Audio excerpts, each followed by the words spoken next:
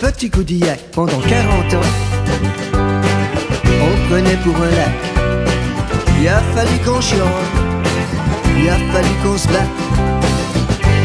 Par la volonté, ténacité, on est arrivé à te libérer.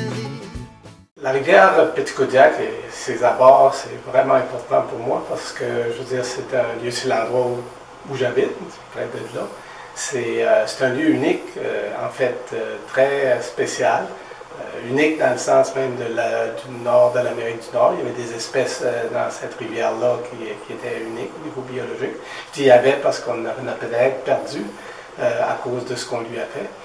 C'est un endroit où on peut aller facilement aussi, à quelques minutes du centre-ville. On peut être en pleine nature, puis une nature très spécifique, le marais qui borde la rivière elle-même avec son mascaret. C'est très spécial. C'est un endroit pour aller se ressourcer près de la grande ville. Mon mascaret, je te retrouve. T'es testagné, mais là tu bouges. J'aime ça revoir tes vagues qui jouent. Laisse-toi couler, ma belle rivière. En plein été, jette-toi dans la mer. C'est ta liberté qu'on voit flotter.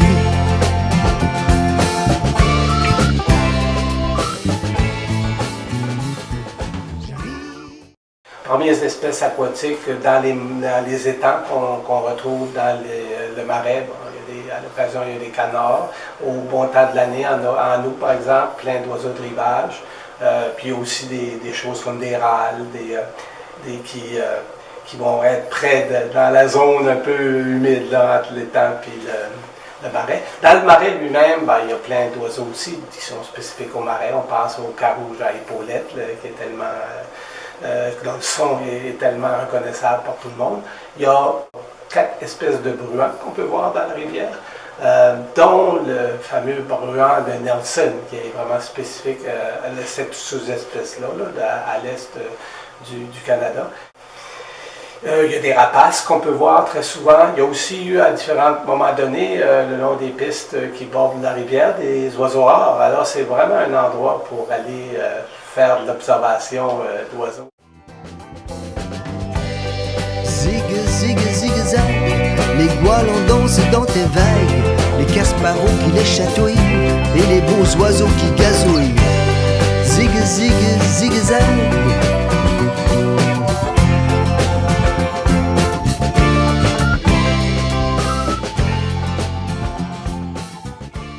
Pour le futur, on peut juste espérer que la rivière va continuer à être en aussi bonne santé qu'elle est, peut-être même devenir en meilleure santé suite aux efforts de réhabilitation.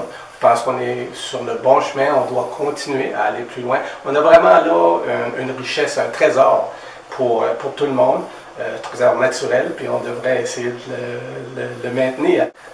Parce que dans notre monde moderne, on est souvent, à mon avis, un peu trop loin de la nature. Là, elle est là, tout près de nous. J'espère qu'on va la conserver, puis qu'on va, plus de gens vont comprendre la valeur de ça, puis vouloir la préserver pour les générations à venir aussi. Je rigole en faisant la vague.